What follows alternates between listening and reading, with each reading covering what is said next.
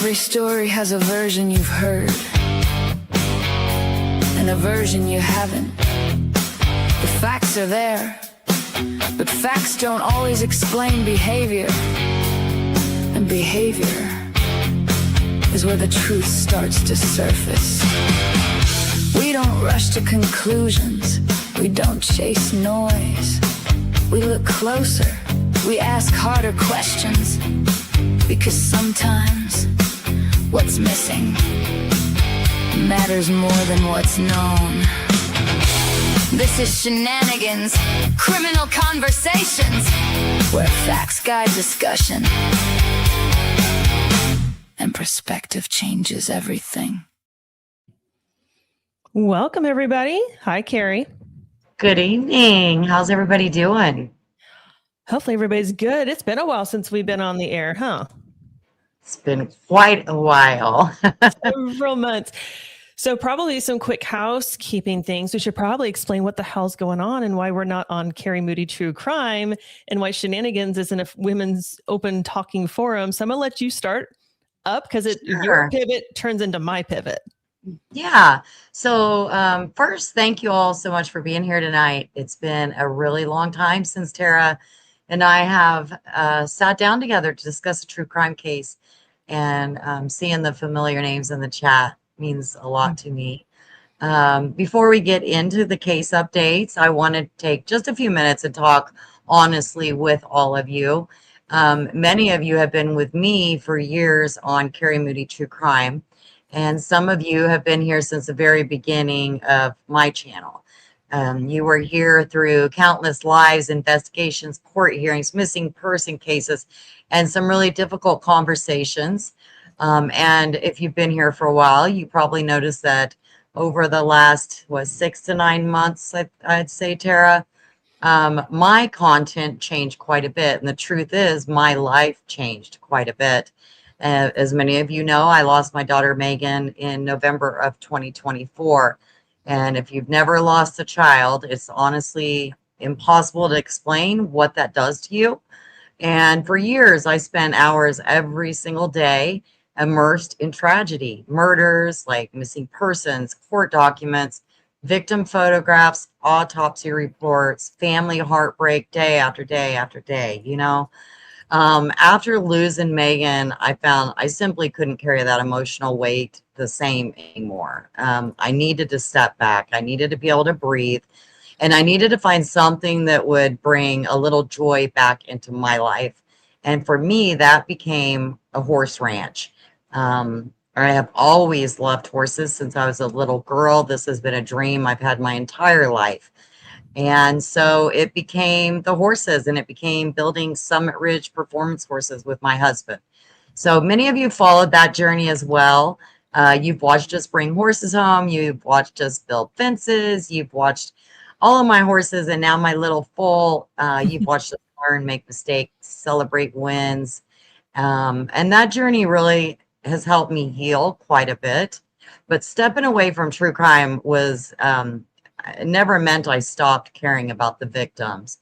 It never meant I stopped caring about justice. And it definitely never meant I stopped caring about Veronica Butler and Jillian Kelly. This case has stayed with me from the beginning. I've continued following it. I've continued reading filings. I've continued talking with Tara behind the scenes. And that's one of the reasons I'm so happy we're here together tonight. So while my channel shifted directions, Tara is going to continue covering true crime right here on this channel and staying engaged with these cases. And we've remained friends throughout all of this. And honestly, it just feels really good to be sitting down together again. I'm not returning to full-time true crime coverage. My heart is still with the ranch and the horses, everything I'm building. But there are some cases, you know, that matter enough that I still want to discuss them. And this is one of those cases. So going forward, our true crime discussions are going to happen here on Tara's channel. So if you enjoy this type of content, please make sure you subscribe to her. And if you're one of Tara's viewers, join us tonight. I'd love for you to come check out my ranch journey sometime too.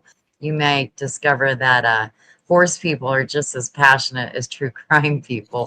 But tonight, though, we're here for Veronica Butler and Jillian Kelly. So we're here to talk about what has happened recently in the case, the motions that have been filed. There's been a whole bunch of There's those. a ton of Some of them. some of the controversy surrounding communications with a key witness and what may happen next as these cases move closer to trial. So yeah, that's kind of where I'm at in life. Tara, you can take it from there. So, along with Carrie, I nearly lost my child, my firstborn last year. For those of you who don't know, my eldest son endured a stroke last year. Between Carrie's loss and my near loss, it really put a strain on trying to continue with the covering of the case, staying public, and we stayed relevant. We just couldn't put ourselves out there the way we wanted to. I could not keep up with shenanigans. Just the shenanigans talks, which was nothing but women's forum and open, unhinged conversations. We had fun though. We did have fun on that. A lot of fun. We were just finding that some of those conversations were getting a little personal and we're hitting home a little too hard for some of our loved ones. And so when Carrie and I had these discussions about where do we take this? What do we do? Because we both love the true crime. And we went this direction. We thought, you know what? Your channel's pivoting, Carrie. And she's like, will you pivot your channel, Tara? And I want to stay in the game. And you're definitely on top of this. And I have the time. And I thought, okay. And so she's been on my case the last 2 months. She's like, when are you going to launch the show? I'm like, and then it's been longer than that. It really has. Yes, it has been. Yeah. And so because of what happened with, the blog that I posted in the Kansas Moms case and in the Shenanigans Criminal Conversations Facebook groups. And then going back and I read every single one of those motions. And I tell you what, I've never wanted to throat punch a lawyer so much in my life. And do you know who you are, lady? I was like, you know what? I have a fire lit up underneath me. We need to go live and we're doing it next week. And so we're going to talk about, I'm going to use my notes in my actual handwritten notes because I went through and downloaded and read through. And just because I'm an idiot, I used AI to be like, am I understanding this correctly to ensure? Because there's a lot of legal jargon in those things.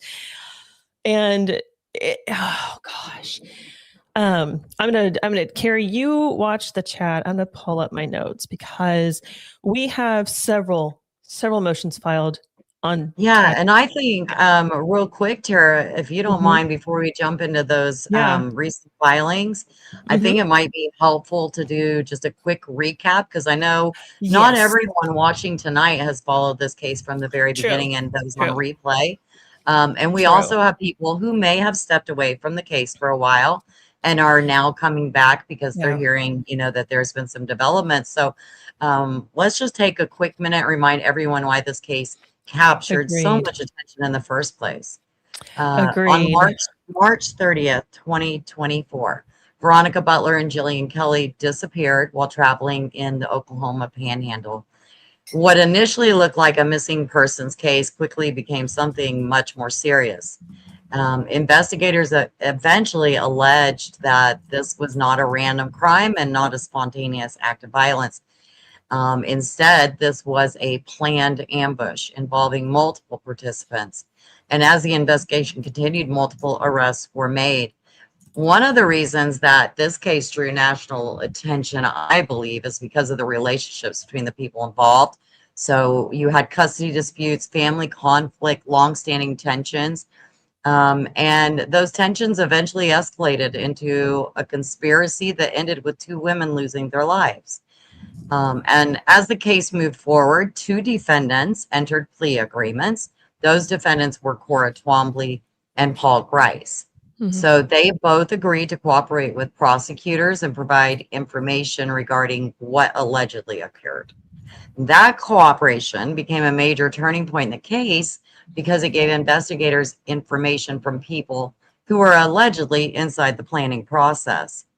And then today we have several defendants still moving through the court system. And that's kind of what brings us to most recent developments. Sorry. So those developments, again,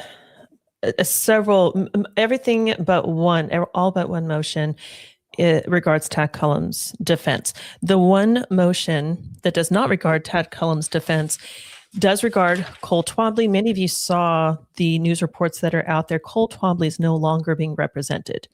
There's a lot of rumors that maybe his attorney left, she quit on him, whatever. She was actually with the Oklahoma Indigent Defense System, OIDS. And per the reports, and I have confirmed this, she's no longer with OIDS, which is why Cole Twombly is no longer being represented. And if you are not from Oklahoma, OIDS is basically the same thing as Public Defender's Office. It's a state agency. It represents 75 of the 77 counties in Oklahoma, with Oklahoma County and Tulsa County being the only two that don't have access to OIDS. And so the OIDS will appoint attorneys for trial, appellate, and post-conviction cases, all criminal type cases. So without they basically provide that legal representation to defendants who qualify and they can't afford private counsel. Yep. So Cole can't move forward without an attorney. He needs representation. And the court basically said, look, OIDS, specifically to the director, you need to appoint a new attorney for Cole because we're going to move forward with this trial in February, whether you like it or not. So get a move on and let's hustle and let's find somebody. So we're just waiting on the next motion to have a new attorney appointed for Cole. That's all in well. It's not as interesting as Tad's. What he has gone through, he has, I think, 45 different motions that were all filed since April, end of April, beginning of May. And real quick, can we go back to Cole real quick? Because I have something to add to that. I noticed a lot of online chatter about, Cole losing that defense and having to gain a new one. And I think before anybody gets upset about that, I want to always remind people that our justice system requires representation. So whether we like a defendant or not, it's irrelevant. And every person charged with a crime is entitled to legal counsel. And I would argue that in a death penalty case, competent representation is even more important because if a conviction eventually does occur, and I believe it will, you want that conviction to withstand an appeal, and most likely it will be appealed. So you don't want years later for somebody to say that a defendant didn't receive adequate representation. Right. So what appears to be happening is that a replacement attorney will need to be appointed, and the court, I believe, has indicated, like Tara said, that this should not impact the current trial schedule. Mm-hmm. And I think that's important. It's not the same thing as charges being dropped or that the prosecution's having problems. This is not the same thing as evidence disappearing. It's simply just a part of making sure that the defendant, and in this case, Cole Twombly, continues to have the legal representation moving forward. Correct. Well, he's got to have that fair trial. Every defendant deserves a fair trial. I'd love to argue what that means to a point. And that fair trial means an attorney who understands the law, can practice the law, and defend or prosecute accordingly. You can go back. There's numerous cases. Carrie, I know you know probably way more than I do. Numerous cases where the appeal was successful in turning over a conviction because of incompetent representation. And so if anybody follows, I can't tell you much about it because I've only heard it just a little bit ago, right before we came live. If you followed the Adam Montgomery case, I covered that. I covered that trial, and his conviction was just overturned today. So you got to murder his little girl. So, and also she's never been found. So that was overturned. I'm really shocked. And I just wanted to throw it in there just to say that there is nothing that thought that there's no reason we would have thought that Adam's conviction would be overturned. And it was. So it's amazing really what gets overturned. It is amazing what gets overturned, which is a great way to jump into the motions that have been filed on Tad's behalf by the defense. 45 different motions, and they include all of the following. And this is a long list, guys, so bear with me. I took all of these motions and tried to categorize them as best I could. And there was everything from jury selection being I'll go into that. Jury selection, notes of previous voir dire processes from opposing counsel. Defense wants prosecution's notes of previous voir dire notes. She wants those.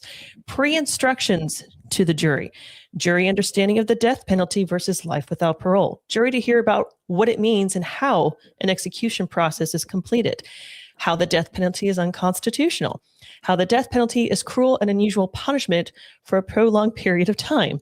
Previous bad acts, business activities, expert witnesses, appropriate courtroom behavior, not just by family, but court counsel, courtroom conduct by counsel, evidence testing and corresponding communication, objections in the courtroom, arguing innocence, witness credibility, sequestration of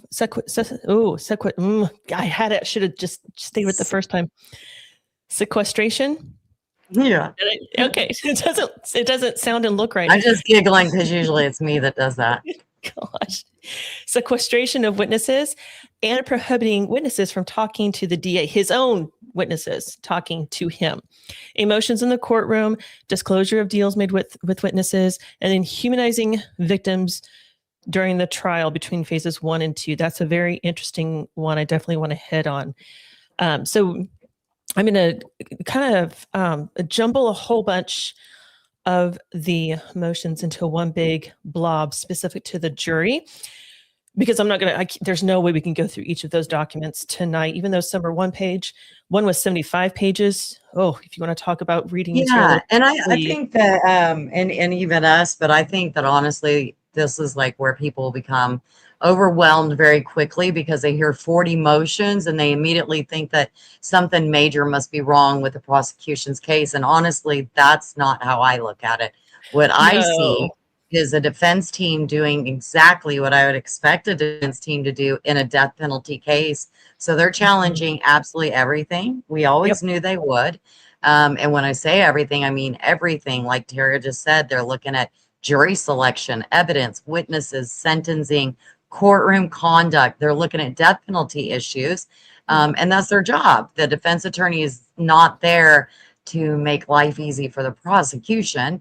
Their job is to protect their clients' rights and challenge every issue they possibly can. And, you know, that doesn't mean that these motions will all be granted. In fact, many probably won't be.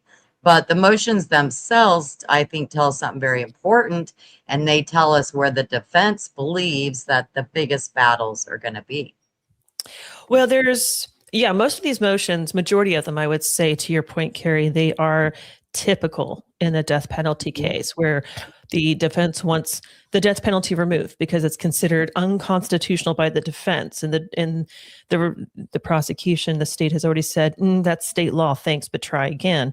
Or remove aggravating circumstances, including heinous, atrocious, and cruel actions. Now, those are not just words of emotion. Those are actual legal terms, which is what constitutes the death penalty. Heinous, atrocious, and cruel activity in aggravated circumstances regards understanding the risk that is posed against one person and impacting a second person, which completely applies. So it's those kinds of things. That's basically Tad's attorney is saying, I wonder how smart the state is. Has the state really done this before? And what can I get by the state and what can I get by the judge? It's testing everything. So it's almost like a mouse in a maze, right? So the mouse goes down one area and the judge says no, but it goes down another area and the judge says no. So it's going to keep trying every single angle until it finds its way out. So I think it was interesting. One of the first things we saw was involved jury selection. And that is actually one of the most important parts of any trial. So people tend to focus on like witnesses and evidence, but before any of that happens, you have to pick a jury. And the defense filed these motions dealing with jury selection, jury instructions. They want to make sure that those jurors understand the difference between life without parole and the death penalty. And I think that that's really significant because when I read those motions, one thing stood out. The defense appears very focused on sentencing issues. yes. That doesn't mean they're giving up on the guilt phase, not at all, but it tells me they're preparing for every possible outcome. think about it like if you're defending someone in a death penalty case, you have two battles, right? The first battle is conviction. The second battle is going to be the punishment.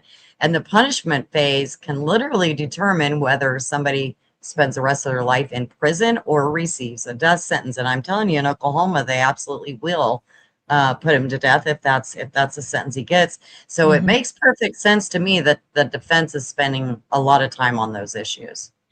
Yeah, it definitely. I was thinking the same thing, Carrie. Tad's defense is more worried about the sentencing phase than the guilt phase, and so Exactly. That's what I was seeing. That's yeah. yeah. And for those of you that these is kind of that's not really legal jargon, but you start reading this stuff, and the guilt phase is the actual trial where everybody's presenting evidence and talking to witnesses. That's phase one. The guilt phase. Phase two is the sentencing phase. So the verdict's been drawn, it's guilty, and now we're going to sentencing. And so it definitely looks like the majority of these motions, Joy Miskell is trying to prove, hey, I want the jury to know what the jury thinks of the death penalty. Are they for it or are they against it? I want to know what life imprisonment means to them, because I want them to know he can go away for life and he'll stay there for life. And especially in Oklahoma, there's an 85% rule in Oklahoma. You serve 85% of your sentence and you are eligible automatically for parole. And Joy's like, no. We'll take life. We'll totally do life. Just because we want the jury to know if we don't give him the death penalty, if we're not death penalty jury, and we put him away for life, will he go away for life or will he be a menace to society again? So that is what she is hopping towards. She's jumping the gun a little bit, but rightfully so, because she's not going to get him off. And that's right. And I think it's a really fair thing to discuss, because many people hear life without parole and they still wonder if there's some possibility that a defendant could eventually get out. Life without parole means exactly what it says. The person dies in prison. There is no parole. There is no release date. There is no getting out at age 75 or 80 years old. And the defense in Tad's case, they really want those jurors to fully understand that option before they consider the death penalty. Now, whether people agree with that strategy is a separate question, but strategically, it does make perfect sense. Agreed.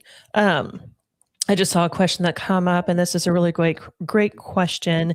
Do the victims have any say over the death penalty? So this is one of the, this specific question was not brought up or addressed in the motions, but something adjacent to this where the defense wants to see what the victim impact statements are going to be and what the victims' families think of the death penalty.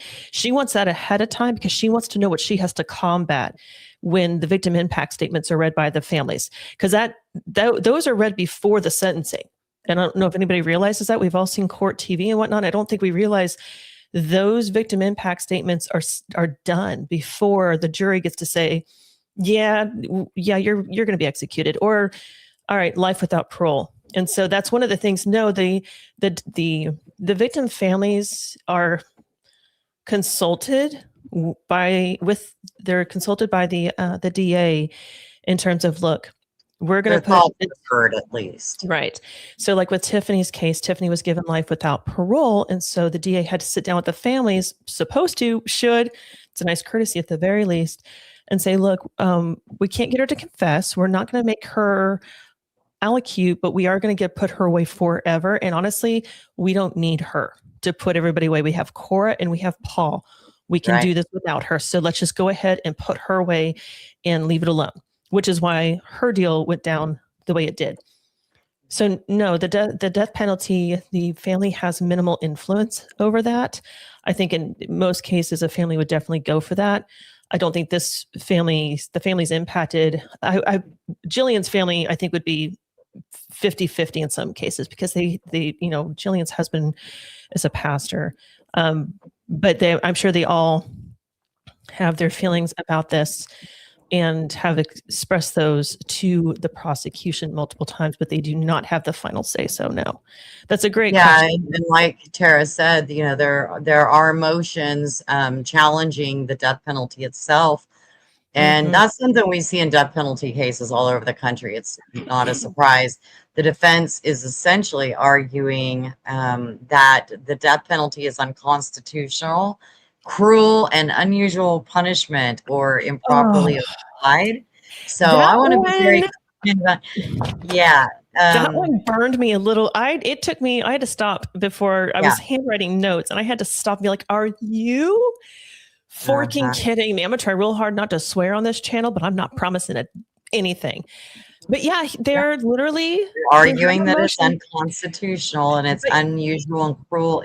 Well, they went to the next level and said, look, if he's in prison for a prolonged period of time on death row, that's cruel and unusual punishment. I'm sorry, do your charges not support you doing something heinous, atrocious, or cruel that took with knowing risk of taking a human life, not just one, but two? I'm sorry. You have feelings now, Tad? That's cute. I'm going to get petty on this. I mean, I'm just like, oh, how dare you? But it's defense. Yeah, it sounds really stupid, doesn't it? I mean, it just sounds stupid. But again, it's the defense preserving issues for trial and potentially for appeal. And that's another thing people, really often forget, that sometimes motions aren't just about winning today. Sometimes they're about preserving an argument for years down the road. Yes. And I don't know how Oklahoma operates. Kansas, we've got several inmates on death row. I can think of 3 from the top of my head that have been on death row 18 to 20 years right now. They're asking for clemency, actually. So you can be in Kansas prisons on death row forever. You could die on death row, not the way you're supposed to, but because after appeal, after appeal, after appeal, after appeal, it takes around 20 years to get through those appeals. I don't know if Oklahoma has that same setup. I hope not. But I think that's what she's going for is, look, he could be on death row for 10 years. That's just cruel and unusual punishment for somebody. Is it though? Is it? Do you want to go back through the autopsy reports? Because I beg to differ, madam. She's doing her job. I'm trying to, she's doing her job. Yeah, just because emotions piled doesn't mean it's, going to be successful. So, no, it's just it's like the audacity. It's just like somebody said earlier, throwing everything, throwing everything at the kitchen sink, trying to see what sticks, basically. She took the kitchen sink and the garbage disposal. She right. threw it all in there. God. Yeah. But she talks about, instructing the jury, figuring out how the jury feels about the death penalty, making sure the jury understands true life without parole versus the death penalty, understanding how executions Guilt tripping. Exactly. And it's like, I'm sorry, the executions in Oklahoma are by lethal injection. It's a triple cocktail of a sedative, a paralytic, and something that stops your heart.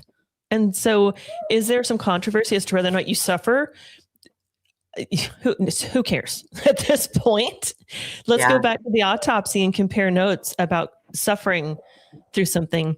And so she wants the jury instructed explicitly as to how. So she wants to guilt trip them, and she wants to use those emotions on how people see that, which is so interesting because the state filed a motion that the defense, specifically the counsel, could not show emotion in the courtroom. No rolling of the eyes, no scoffing, no body language. And Carrie, you and I saw her, quote unquote, perform in the courtroom, and she would scoff, and you could see her rolling her eyes to the back of her head and throwing her head around like, oh my God, like Valley Girl style of, oh my God, like why would you, you could just feel her negative energy. And I remember the family was just like, stop that. Like, and then she attacked Paul the way that she did. She's like, I know. So her response to that motion was, I know how to conduct myself in a courtroom. I've been in a courtroom for years. And then she's like, hey, judge, here's my motion. Tell the family to have no emotions whatsoever. Nope. None. They cannot respond to anything. And the state was like, you want us to tell the family they can't be human? And these are not the exact words, right? When you look at the wording, you could tell that the state was just like, you've got to be kidding. Like, really? Try again. So and I think that this motion is one that people definitely have strong opinions about. The defense wants limits on emotional displays in the courtroom. And the reasoning is because they want jurors focused on evidence rather than emotion. Correct. So now on the other side of that, victims' families are human beings. I mean, they lost loved ones. They're going to have emotional reactions. I myself teared up. The whole courtroom did when we were there. for the preliminaries. So, we're human beings with emotions, and in their case, they lost loved ones. They're Yeah. going to have emotional reactions. So the judge is trying to strike a balance. How do you maintain a fair courtroom while also recognizing that real people have experienced a real tragic loss, and that's not always an easy line to draw. Agreed. I'm going to turn my camera off real quick, not to be rude. You're I'll be fine. right back on camera. We know what you're doing. I know. So the emotion thing, it's very funny. It's almost like rules for thee, but not for me. I can show my Right. emotion, I can do as I wish, but the family cannot. And then she takes that emotional aspect to a different level. And in one of the motions, she asked that there be no pictures in live pictures. So pictures of when Veronica and Jillian were alive, none of those can be shown during the trial phase, the guilt phase. And the state responded with, okay, we can do that, but during the sentencing phase, we're bringing out all the photos. And so the defense also stated that they don't want family members wearing pictures of their loved ones or bringing pictures of Veronica or Jillian into the courtroom as those buttons that families will wear, framed, nothing. They don't want the jury exposed to any photos at all. And so the state said, yeah, that's fine. We'll tell the family not to do that. So I was kind of surprised at that. We want to dehumanize Veronica and Jillian for the jury and not give them any sense of humanistic qualities, any sense of personality. They're just a couple of individuals that were found in a freezer underground. And as cold as and heartless as that sounds to say, that's exactly what the defense is seemingly asking for. Let's dehumanize these people. Yes. They're corpses. That's what they are. Let's treat them as such.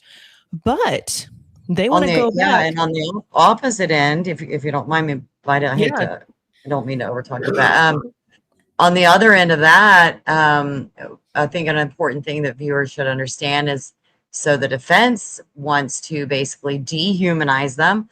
The prosecution wants jurors to know who Veronica Butler and Jillian Kelly were as people, not just names on a court document and not just victims in a criminal case, but actual human beings, mothers, daughters, friends, people whose absence left a hole in the lives of many, an entire community. And at the same time, like I said, the defense wants to make sure that the trial remains focused on evidence and law. So that's another balancing act that courts do deal with constantly. Yes. Which is, I find this motion interesting because it is adjacent to another motion. The motion that was filed by the state, who said, hey, we want to see all your evidence. It's part of discovery. Show us your evidence. Show us your cards. What are you working with? And the response from the defense was, we don't have anything yet. And once we do, we'll let you know if there's anything we are going to use, anything mitigating. Mitigating is an interesting word in these documents. It doesn't just have any regular meaning. It can be very specific. Things like back trauma, traumatic experiences, mental health, issues that are triggerable, things that can be considered incapacitating, or I wasn't thinking clearly, or was not in my right mind type of stuff.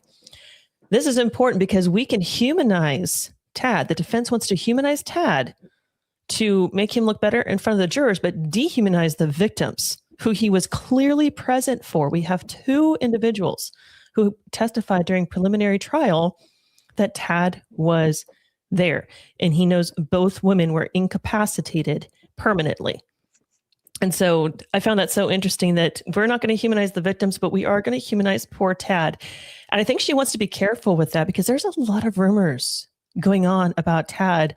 I've heard things we all know he was adopted. That's no biggie. But things like sexual abuse in his past. Tiffany was his babysitter and now his grown girlfriend. Right. I remember hearing that. Home.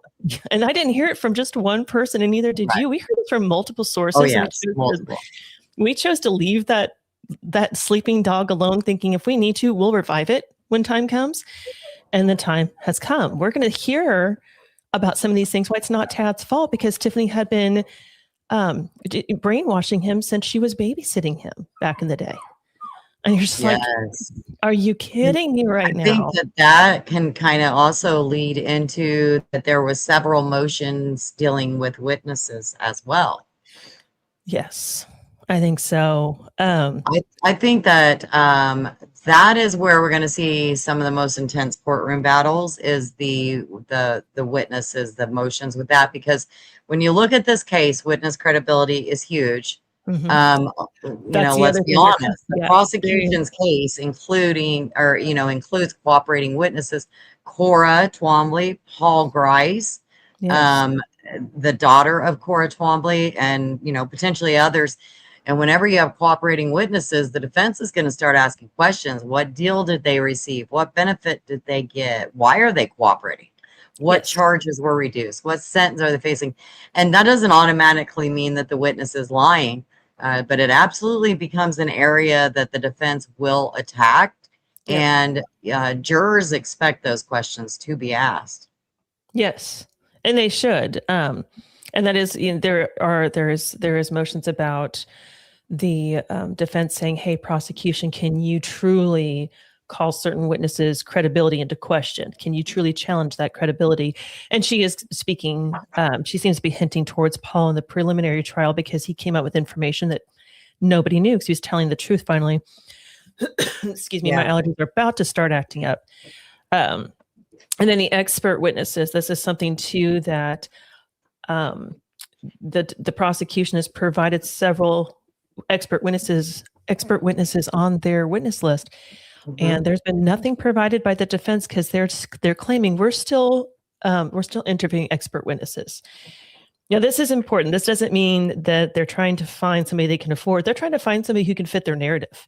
This is a strategic move on the defense's parts to find somebody who can say, excuse me, somebody who can say, yes, I agree that this evidence reads this way, which can create a shadow of a doubt that Tad was involved or that Tad knew or that Tad actually hurt Jillian or whatever the case may be. So it'll be interesting to see what witnesses she can find that are willing to either feed her current storyline for the defense or help her create a new one. Excuse me. I see that just saw another question. It just caught my eye in the chat. Does the jury get to hear from Paul and Cora? Yes, there are witnesses on the witness list that's been submitted to the defense. So they have to. The two main witnesses, really, two of the three main witnesses. So they absolutely will have to talk. Yes, and their plea deals had to be. They're supposed to be disclosed. Cora's they have already. Paul's they don't. Paul's agreement, and we knew this before, and it was stated again in the motions. Paul's agreement is contingent that he tells the truth, which Joy Miskell is going to try and batter him on the stand again, like she did during preliminary. Yeah. Excuse me. Yeah, she's going to try to make all of them not credible. That's correct. And it'll be interesting to see her try to do that because Paul, did he testify first at preliminary or second? He testified second. Okay, so he followed, but he wasn't in the courtroom when Cora testified. Their stories were too linear. Wait, maybe he was first. I don't remember. I have to go back and look at my notes. I thought I could pull that rabbit out of my hat, but not tonight. Paul might have been first, actually. I think he might have been first. Gosh, I don't know. Either way, Cora was not in the room when Paul testified. Paul was not in the room when Cora testified. They don't know what the other one said, which that goes back into sequestering witnesses, but their stories lined up too well to call into question. It's not like Paul had information from Cora and like, oh, I'm going to get my plea deal and get off the death penalty and just copy Cora's story. They had their point of views, but thematically their stories lined up perfectly. It was clear as to what was going on. But that's why the defense wants witnesses sequestered from the courtroom during testimony so that nobody's testimony is tainted, nobody's influenced. And then they're not sitting around comparing notes, discussing testimony or influencing one another. And again, that's really common. It's not unusual. To me, it's not shocking at all. But what it means is actually pretty simple. Like Tara said, the defense just wants the witnesses separated. And how that is, I mean, they have different extremes of it. So we'll have to see if that is approved by the judge first, and then from there we'll know what the extent of that sequestration is. So then that's when we've talked about the witnesses, their credibility, the experts arguing innocence. The state actually filed a motion as to, are you truly going to argue this man's innocence? Are you seriously can you actually evidentially prove, can you tell us how you're going to do this? And the defense was basically like, leave us alone, let us do our job. Even though the defense filed motion for all of the previous voir dire process notes from the state, along with asking the state to provide a list of individuals they spoke to that's not on the witness list. And the state was like, we're not doing your homework for you. Go out and do your own. We're not sharing. We're not giving you the cheat sheet. Go away. And what that's about is that the defense wants to know, what all do you know and why aren't you using it? What can we use to our advantage? Give us the shortcut. And it's like, appreciate you, Joy, for thinking that Buddy Leach is a complete moron. But I think you're being a little bit, most of her motions were frivolous at best.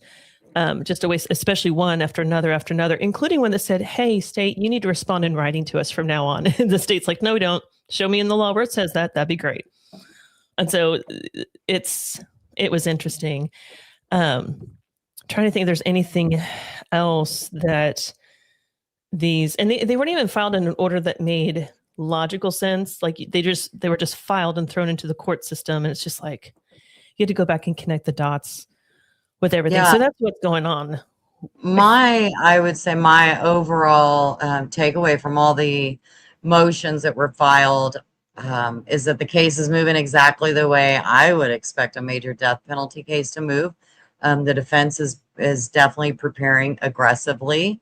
That's not a shock. The prosecution is preparing aggressively, and neither side appears to be backing down.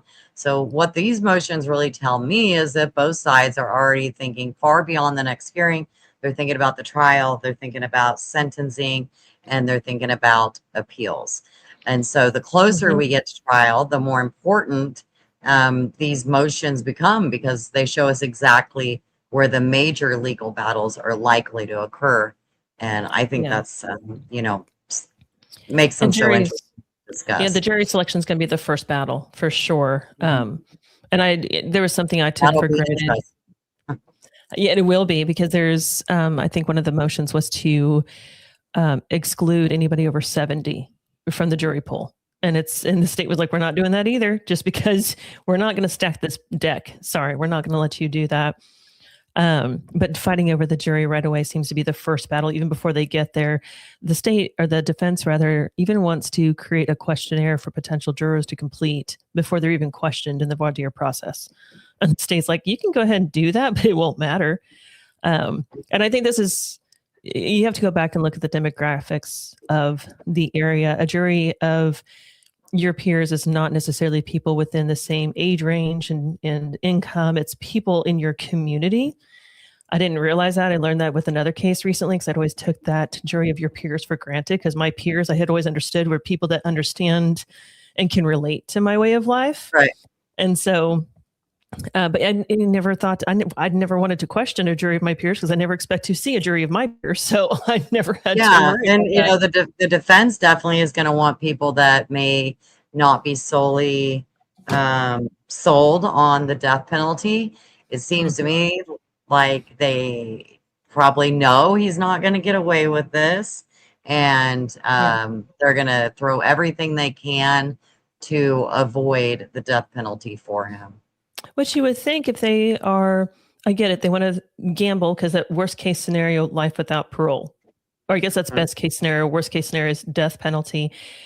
If that's worse than best case, you can actually get the best case scenario by making a deal with the district attorney's office and say, look, you take that death penalty on the case, you give us that same sweet deal you gave to Tiffany, and we'll happily walk to jail for you right now. We'll just go check in and we'll get comfy. So spending all this money, it's such a waste of money. It to is. do this. It's a And huge Patrick, win. I agree. Patrick said these motions make it seem like the defense knows they're going to lose, so they're trying everything possible to lower his sentence as much as possible. And that's the way I Yeah, take most all of it too. that's exactly how I took it.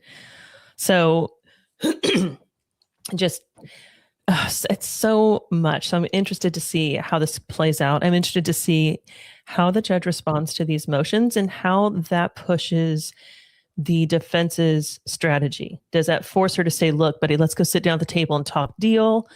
Because I think he would take a deal at any part and any time in this case. Once he's offered it, I think he'll take it. I don't think he wants to take this to trial. The man is near retirement age. Cole or Tad?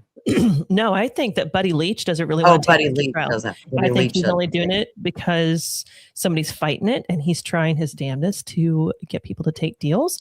I think he is trying to salvage what's left of his career, which is going to segue right into what's going on with that. So I don't know if everybody knows or saw the post that I made a couple days ago, but I can put the link. Pull that up real quick. I've got it pulled up. I'm trying to consider how I want to do this. Oh, I know how I want to do this. It's saved my Mac. Let me see if I can pull it up and put it on the screen. Yeah, there you go. Some may not have seen it yet. Yeah, and I pulled the information and I put it on a Word file and I don't see it. Where's it at? Tell me where you're at. If nothing else, it's in the kids. That's right where it should be. Maybe it's in this one. I'm just going to talk out loud to myself so you guys have to deal with me. We'll go about it a different way. I already have it pulled up over here. So maybe I can just share my screen. Let me try that. Yeah. Ooh, okay. No, I don't want that one. There it is. I'll bring it up on screen. Before we start this discussion, I want to say something I think is really important, that this is one of those topics where people can look at the exact same facts and come away with very different conclusions. True. So my goal is never to tell anybody what they have to think. My goal is to discuss what we know, what we don't know, and why people are debating it, because I think there's some legitimate questions being asked regarding this statement that Buddy Leach, the district attorney, did put out recently. Agreed. And this came to me a couple of weeks ago, and it took me some time to digest it. And I'm actually going to read it aloud for everybody because it's probably hard to see on that screen. But it's from the district attorney's office. It's the community blog from the DA's desk. So the DA would be Buddy Leach. Says perspective, the law does not bend to headlines, was posted April 14th, 2026. And right there, black and white, literally says DA Buddy Leach. So his name is on it. So I point all that out for a reason. And the blog goes on to say, I have prosecuted cases in the Oklahoma Panhandle for more than 20 years. I have put murderers in prison. I have sat across the table from parents who lost their children to violence and told them what the law can and what it cannot, what it can do and what it cannot. I took this office because I believe the people of Beaver, Cimarron, Harper, and Texas counties deserve a prosecutor who lives here, knows them, and answers to them. Since February 2025, Oklahoma Watch has published a series of articles questioning how my office handles cases, spends public money, and treats the people who come through our courts. The series is written by a reporter based in Oklahoma City. Some of the questions he raises are fair.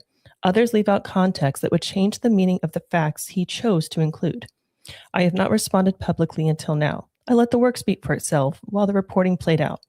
The series continues with new stories in preparation, and the people of this district deserve a direct account from me, not filtered through a reporter's narrative from me. Well, I can agree with that. Yeah. So I'm not going to read the part about the tragedy that deserves clarity. That's not this case, but we can come back to that at a different time. But that kind of falls into what he talks about, a series of things. But here's the Butler Kelly murder case. The same reporter made a complaint to the Oklahoma Attorney General's office alleging that my office tampered with a witness in the Butler Kelly murder case. I will lay out exactly what happened. 5 people were charged in the murders of Veronica Butler and Gillian Kelly. One of them, Cora Twombly, entered a written plea agreement with my office to cooperate and testify against her co-defendants. The agreement was signed by Twombly, her attorney, and me. It says nothing about Twombly's daughter. Twombly's daughter was the person who reported the murders to law enforcement. Her mother told her details of the killings. That tip broke the case open. She is a key witness. During a preliminary hearing, Twombly testified on cross-examination that part of her plea deal was that her daughter would not have to testify at trial. That was incorrect. The written agreement contains no such provision. Her daughter will be subpoenaed and will likely testify in the upcoming death penalty trials. Over a year ago, I met with the girl's father and stepmother, Colby and Lisa White, and we set up a procedure for Twombly to communicate with her daughter through my office and the family. The purpose was to make sure Twombly did not try to pressure her daughter or make her feel guilty for going to law enforcement. I would review correspondence first. If it was appropriate, I would forward it to the Whites, and they would decide whether to give it to the girl. A month ago, Twombly made a homemade birthday card for her daughter, who was now 18. I reviewed it and sent it to the Whites. They chose not to give it to her. That was their decision. The stepmother, Lisa White, told the reporter that a no-contact order exists between Twombly and her daughter. I'm not aware of any such order. The stepmother also told the reporter that my office was forcing the daughter to testify in violation of the plea agreement. The plea agreement, as I said, contains no reference to the daughter. The reporter took claims to the Attorney General's office. The AG's office concluded the allegations were baseless and communicated the finding to the reporter directly. Where we stand. We answer hard questions in courtrooms across 4 counties. We do it under oath, on the record, with consequences for getting it wrong. I have served this community as a prosecutor for more than 2 decades. I have lived here my whole life. The people I prosecute and the people I protect are my neighbors. A reporter visiting from Oklahoma City does not carry that weight, and I would not expect him to understand it. I stand by my decisions this office has made, and I stand by the facts. The law applies the same to everyone who walks through our courthouses, whether cameras are rolling or not.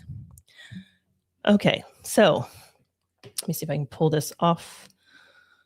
Okay, couple things here. I guess I'm gonna start with a birthday card.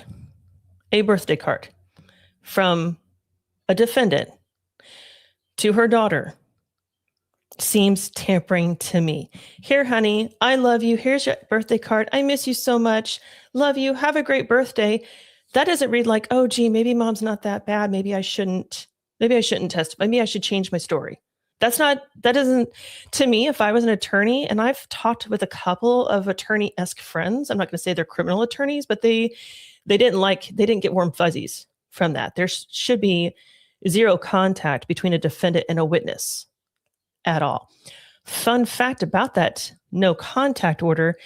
Yes, there is a no contact order, and I have the paperwork. I can't put it up here, but you can get it. It is available out there to find. So if you're good enough, go find it. But there is a no contact order embodying. Honestly, I think that is the heart of the entire controversy over this communication, because if there was a no contact order in place, people naturally start asking questions. What exactly did the order prohibit? Who knew about it? When did they know about it? How were these communications handled? I did find it interesting that he put out this statement. He's not ever put out any statements whatsoever, so that I can remember. So I did find it interesting that he put this out. But I also want to be careful here, because I think sometimes people jump from a question straight to a conclusion, and those aren't the same things. So the question is, was there a no contact order? And conclusion is someone knowingly violated it. Those are 2 different things. So I think it's important we separate them. I have not seen the no contact order. Tara says she has. I believe her. And I think that one thing that bothered a lot of people was that Buddy Leach was saying he reviewed the communications, and he would determine whether they were appropriate. And I understand why that raised eyebrows, because when people hear that, the immediate reaction is like, wait a minute, why are communications happening at all? Hmm. And that's a very fair question. At the same time, I also think there's several different ways people can look at it. One interpretation is that the DA was attempting to manage communications in a controlled and transparent manner. Another interpretation is that the communication should never have been allowed in any form whatsoever, and that's where opinions begin to kind of diverge. Yeah. As far as the no contact order, we would have to know exactly what it says in there. Is there no third party contact? Correct. And I No would need to third know party things like contact. that. And I meant to send it to you, Carrie, but it does specifically say no third party contact is covered in it. Absolutely. So it's, and from what now, doing some snooping around, and it took a little bit, I did find out there are individuals who state that Buddy Leach was in the courthouse when the no contact order was approved by the judge. Now, that's obviously, I didn't see his name on the documents or anything, but there are individuals that are willing, that have said, yes, he's in there. Because when this went out and I posted that, it upset a lot of people. So a lot of things came out. But there are individuals who said he was well aware, but he went this route because the communications that he was approving were not case related. And I think that's where my position is pretty straightforward on this. If she never saw the letters, cards, things like that, if she never responded to those things, then personally, I struggle to see how her testimony could have been influenced by something she never received. Now, that's my opinion. That doesn't mean that the issue is not important, because it is, and it doesn't mean that people should not ask questions, because they Right. should. It just means that when I think about witness influence or witness tampering, I think about whether the witness was actually influenced. And if the witness never saw the communication, that becomes harder for me to understand that they were influenced or there was tampering. If they never saw it, correct. And if she had seen it and it was just birthday cards, hey, kiddo, how are you doing? I miss you. Or I'm sorry this is going on type of, that's at that point in time, if I was a practicing attorney, and I'm not, and I don't know anything about the law, but my attorney spidey senses would say, you know what, I'm going to get an expert psychologist, psychiatrist on that chair to say, they have a toxic relationship. It's been this, that, and the other based on testimony. And these kind of niceties are just the kind of thing that narcissistic people do to make it look like they're innocent, no big deal. And everybody's received a nice text after somebody has gone off on them, be like, okay, hey, how's your day? And you're like, are we friends again? We're friends again. Okay. Cool. Right. Right. So it's psychological warfare. It's a mind game. And my concern would be that the attempt itself might matter, right. because there are people who would argue that if a witness is protected by a no contact order, then the attempted communication itself becomes important, right? Not necessarily because it changes testimony, but it does raise questions about the process. And honestly, I think that's where most of this debate is happening and going. People aren't necessarily arguing over what was written. They're arguing over whether the communication should have been attempted at all, and why was the DA willing to pass those along, I guess. Well, and I find it interesting that he's in this blog, he's defending himself is what he's I doing. find that very interesting. And he's saying, I mean, he describes, the purpose to meet with the Whites was to make sure that they had a process, a procedure for Core to communicate with her daughter through their office and the family. It's like, let's get this straight. All of a sudden, with all the family drama, and we've heard the rumors, you and I have text messages upon text messages of the rumors of the kind of family that Cole and Cora Twombly were raising, anywhere from, they had a son that committed suicide. There's some interesting dynamics there, and people question that, to this cult-like family get-togethers, having dinner, playing games, drinking, and talking about things they shouldn't be talking about at the end of a driveway. And it's like, if I don't know, from the state standpoint, I'd be like, no, you can't talk to your daughter. You put her in this position. No. Yeah, I would be the same. I would think I'd be the same way, unless, like I said, it is for full transparency. I have my own opinion about that. I'll just keep it to myself. I am not so sure I believe that that's the reasoning, but it could be. And I absolutely do think that the defense is going to bring this up. If I And were I think they representing a should. defendant, yeah, if I was representing, if you were in a death penalty case, I would want to know everything, every communication, every letter, every conversation, every decision that was made. And not because it automatically proves any kind of wrongdoing, but defense attorneys explore every issue that could potentially affect witness credibility. And so in this case, witness credibility is huge to the case. And we're talking about cooperating witnesses, plea agreements, and testimony that might be important to the prosecution. So of course, the defense is going to ask questions about this. Now, the next question I think most people have would be, do you think that this rises to witness tampering? And I know that that's the chatter.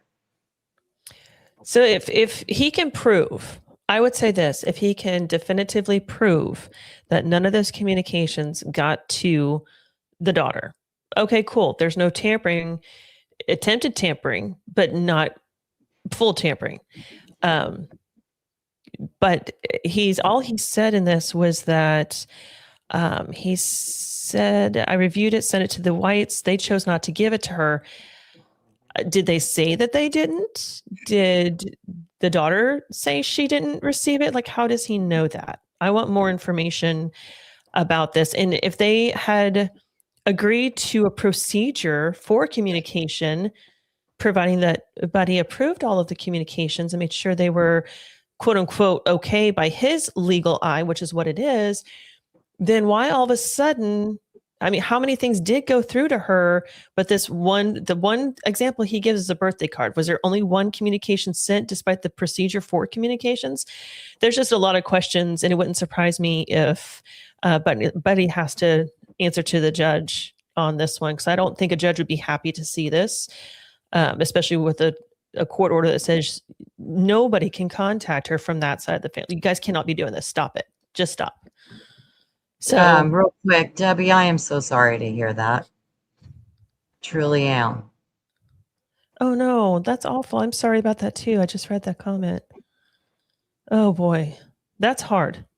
We get you, Deb. Oh goodness. So I think it doesn't rise to witness tampering.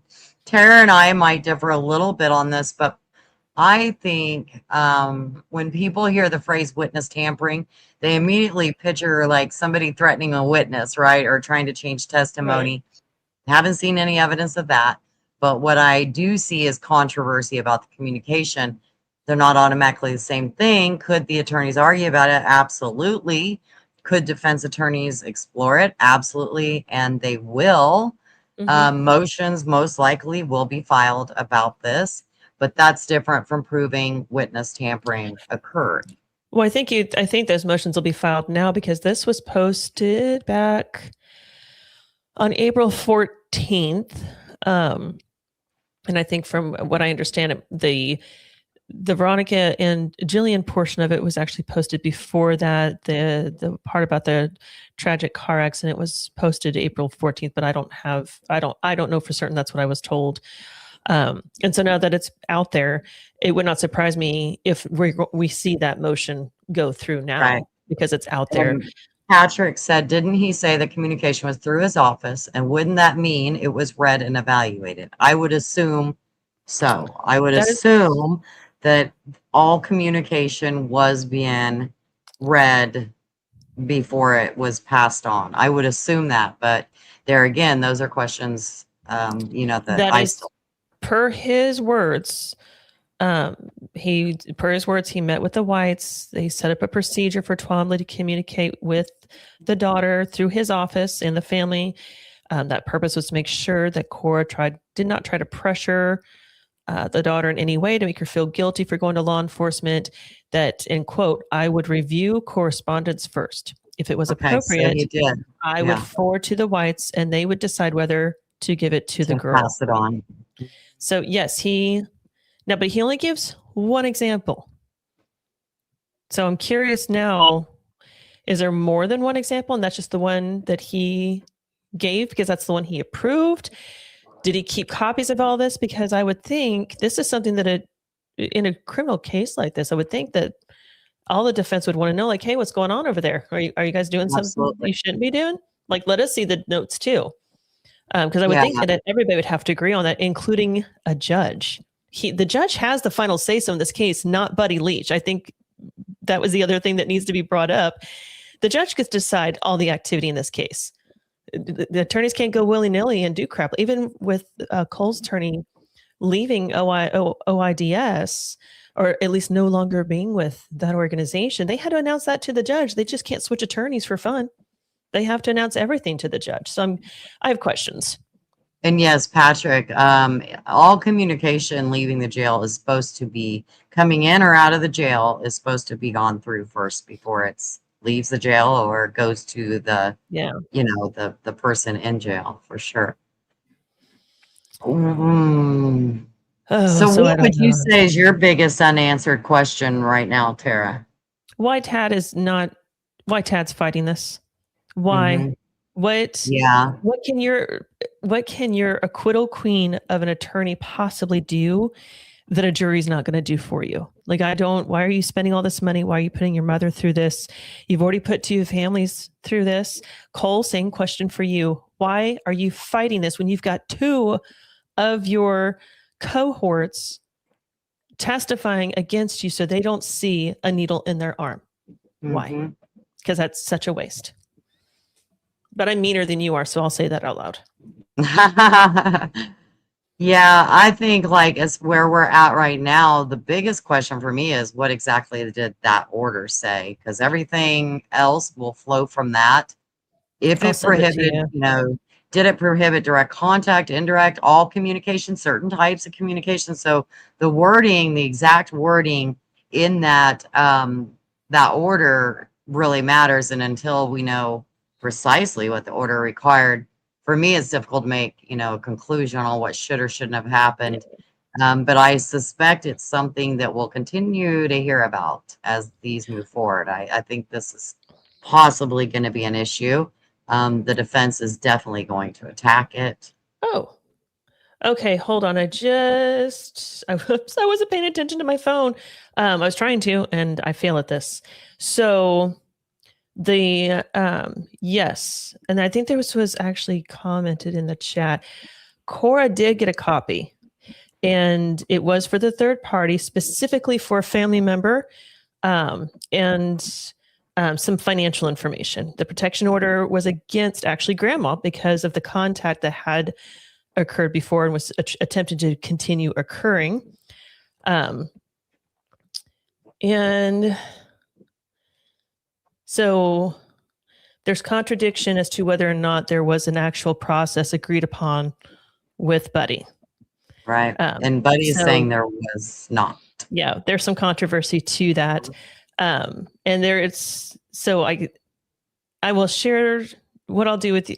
I should have sent it to you before, Carrie, and I thought I already had. I'm going to send it to you, Carrie, and we can go into that, and then we'll come back on an update.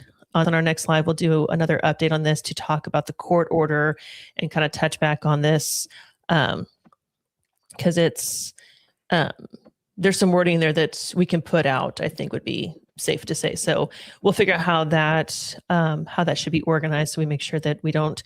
I'm not going to put anything. I'm not going to put the documents online, obviously, but we'll bring together the bullet points and show that third party, the types of communication, things of that nature.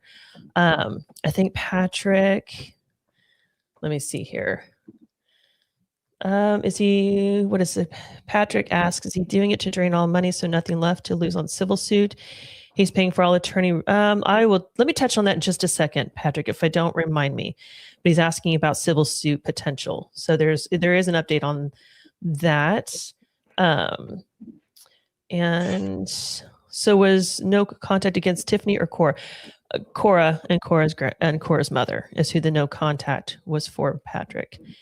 And then Deb says, do you two believe this will put the daughter out there more? We must know what she is going through. Things could have been different if only, which I believe haunts her. I pray for her. I know they would appreciate the prayers, Deb. Yes. I think it's very important to keep them in mind as they go through this. Let's see. So regarding civil suits, I don't know if Tad is trying to drain bank accounts because it's not his bank account he's draining. It's his mother's, to my understanding. But not for his mom, to my understanding, he would also be using OIDS. That's what Cole was using, Cora as well, Paul. I think Tiffany's an OIDS, or was that a private attorney? Do you recall, Carrie? I do not think she had a private attorney. Okay, so I was thinking she was OIDS as well. So yes, she was.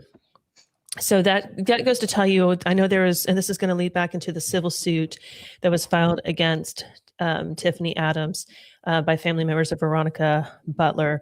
And based on a motion that I saw that was withdrawn for now without prejudice, that means it can be filed again. But for right now, it looks like things are just kind of on the back burner. But I think there had been a lot of rhetoric out there that there was all this money between Tad and Tiffany and the Twombleys and whatnot. And not like people thought. Most of their money is wrapped up in assets like land, and it's hard to sell land in that part of the country. There's not too many buyers for that area. And the Adams and the Cullums own a ton of land in that area. I have gone through and researched parcel by parcel. They own a ton of land, and so they're land rich but cash poor, big time. So that's why and you have to be eligible financially to receive an OIDS attorney, which means you have to prove your finances, just like you'd have to do with the public defender's office in Kansas. And they could prove we ain't got no money for anything. Now, Tiffany will tell you for a potential death penalty case. Correct, because this is going to get which expensive. First was until she did a plea. Yep. A plea that no contest, no allocution, not confessing or telling nothing. I'm going to go to the grave. Lady, you could have at least been halfway respectable and allocated and owned it. But now if you look at Tiffany's record, and I went back through her record since the beginning of time for her, and she has pled no contest to most of the things she's either been ticketed or arrested for. Yeah, like we said before, she's gotten away with everything in her past. Yeah. She most likely she was going to get away with this too, because she was Tiffany Adams. Now get this though, the things that she was most pulled over for or stopped for or cited for or whatever, most of her interactions with law enforcement in that part of the country was for speeding. She's a speeder, big deal. So are most of us. And not restraining a child into a car. Now get this though, it wasn't her grandkids. It was her own children. She had some more recent with the grands, but most of them were back with her own kids. So she has been walking her way through a courtroom forever and a day. Yeah. I know when they were expecting Tiffany to walk into the courtroom with the Veronica in the custody battle, they would double up on law enforcement because she would have such a fit over things and get so out of control. They were not sure what she was capable of. We know now. But so that's why I'm curious as to why are we wasting family money when the evidence is clear. You were there.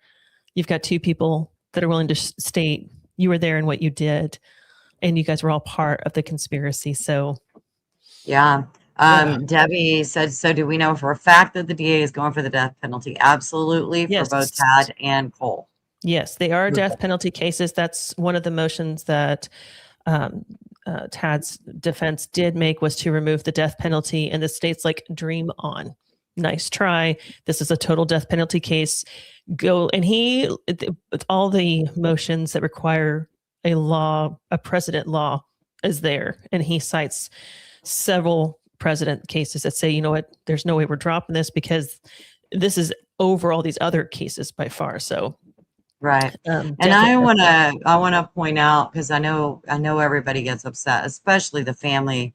And my goodness, I would be the exact same way, so I don't fault them at all. But you know, the trials very well could be delayed again, because you know, this is a major criminal case.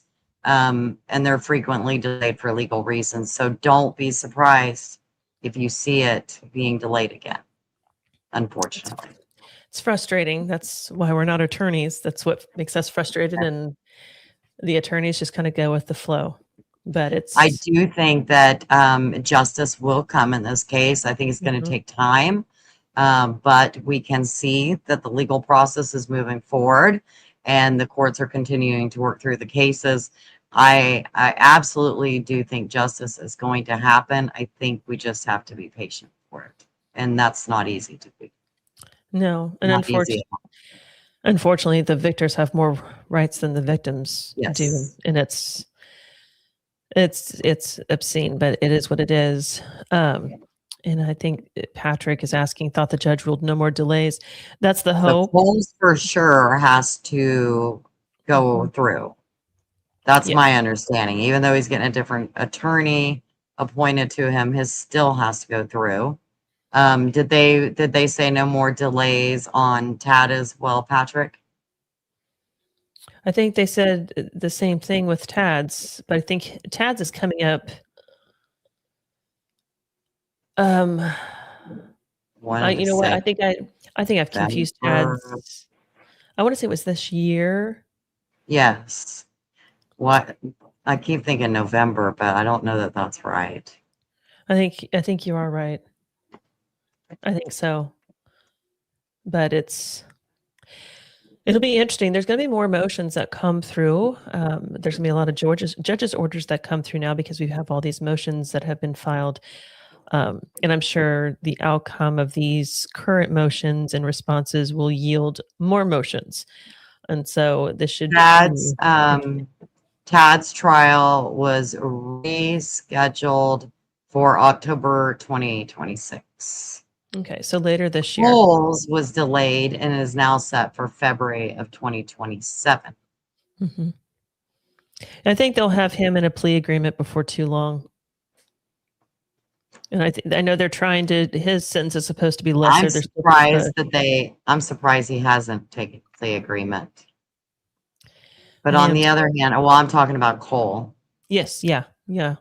There's so much more evidence against Tad. I don't know. I don't know.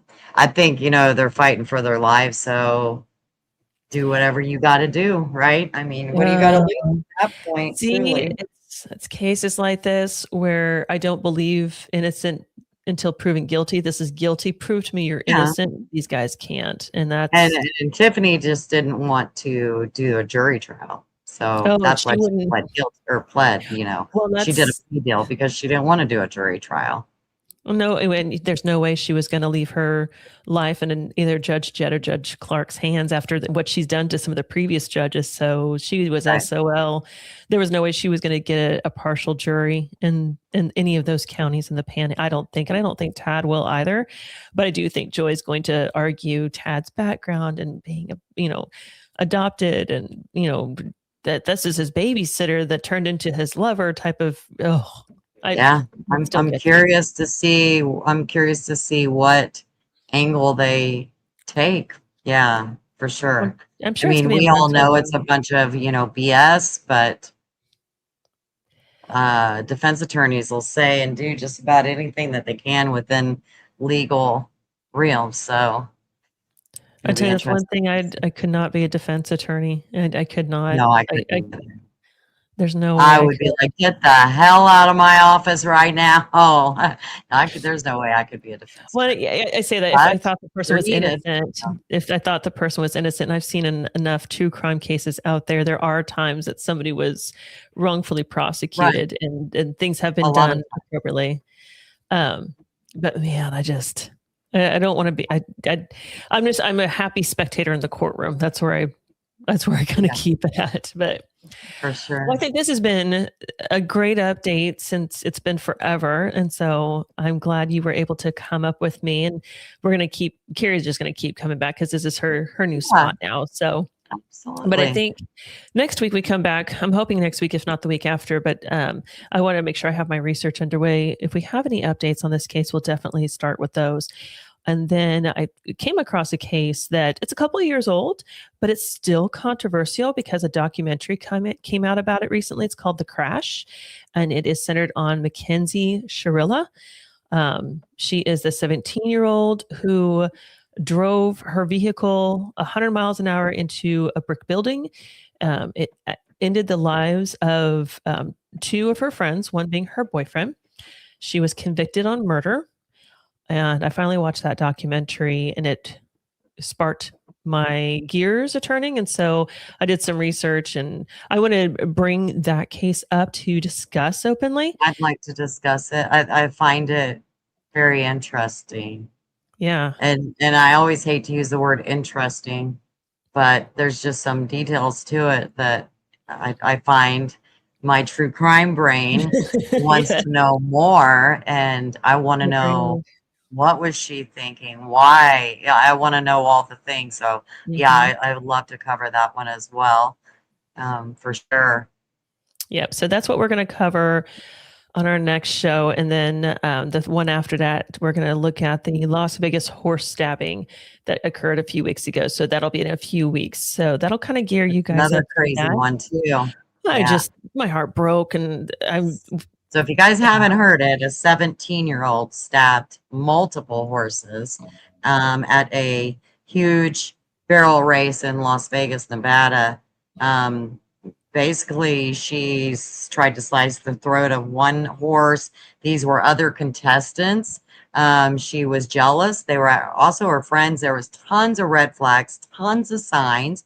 And she waited till this girl left the barn and within minutes stabbed her horse. And she, at that point, had already stabbed these others by the time she got to the last horse that suffered the worst. Um, and it's a 17-year-old girl that did it. Mhm. So the psychology part obviously Yeah, fascinates me. it Um, gathers my attention as well. So that'll but be a and then couple weeks animals. ago. So of course, there's animals involved. But it's a very sad case, and it is interesting, and it's just happened about a week ago. So we Mhm. could absolutely follow that, basically from the beginning. Yeah, yeah, that'll be an interesting one to. I'm intrigued by that one, so I'm anxious to do some more research on that. So that'll be a couple weeks out, but I thank you Yeah. guys for being here with us tonight and being in the chat. We appreciate your engagement. That really helps and keeps the conversation going. If you have any follow-up questions and you didn't want to hop on the chat, you can go to the Facebook group, Shenanigans Criminal Conversations. You can send me a private message there. I can answer it for you privately or openly out into the open forum and keep you anonymous. But until next time, we will see you guys soon. Thank you, Carrie. Yeah, thank you. And I just want to say a few words. Well, it's never a few, but I have had a lot of questions on my YouTube channel and my Facebook. And, I'm not going to say that I haven't felt guilty for not covering this the way we have, because I absolutely have felt guilt from that. So, with that said, for those of you who have been with me for years, I really thank you for sticking around through all these changes. Life took me in directions that I never expected, and losing Megan truly did change me. It changed the way I viewed covering cases, and it made me not want to cover them, because at that point I felt like a victim myself, even though my daughter was not a victim in that sense, right? Um, so then I decided I'm going to follow my passion and my dreams. I'm almost 52 years old, and so while my content on my channel is still the same channel name, I didn't change. Well, it's Summit Ridge Horses now, but it's still the same channel. If you were already subscribed, you're still subscribed. You just might not know you are. Uh, but while my content looks different today than it did last year, even, there are still things that haven't changed, and I still care deeply about victims. I still deeply care about justice. I care about facts, and I still care about making sure that the important cases like this continue to be discussed. Um, Tonight wasn't just about the Kansas mom's case. For me, is really about reconnecting with all of you, reconnecting with a part of my life that mattered for a very long time. And Tara and I, we have remained friends throughout all of this. I don't know if you guys know that, but we continue talking about cases behind the scenes, and everything else under the sun, even when we weren't doing public lives together. Yeah. So while I'm not coming back to full-time true crime coverage, this definitely is not going to be the last time you see us discussing cases together, because like Tara said, there are other cases that we want to talk about and we want to cover. And there's other victims whose stories deserve attention. But those discussions will take place here on Tara's channel and not mine. So if you haven't already subscribed to Tara's channel, please make sure you do. Also, please click the like button real quick. And for those of you who joined me for the ranch journey, no worries. Tomorrow I'll be back shoveling poop, falling in mud, falling off horses. Who knows? That's just who I am now. So I'm a part-time true crime creator, part-time grandma, part horse breeder. I don't know. But what I do know is I'm really grateful for every single one of you who's been willing to take that journey with me.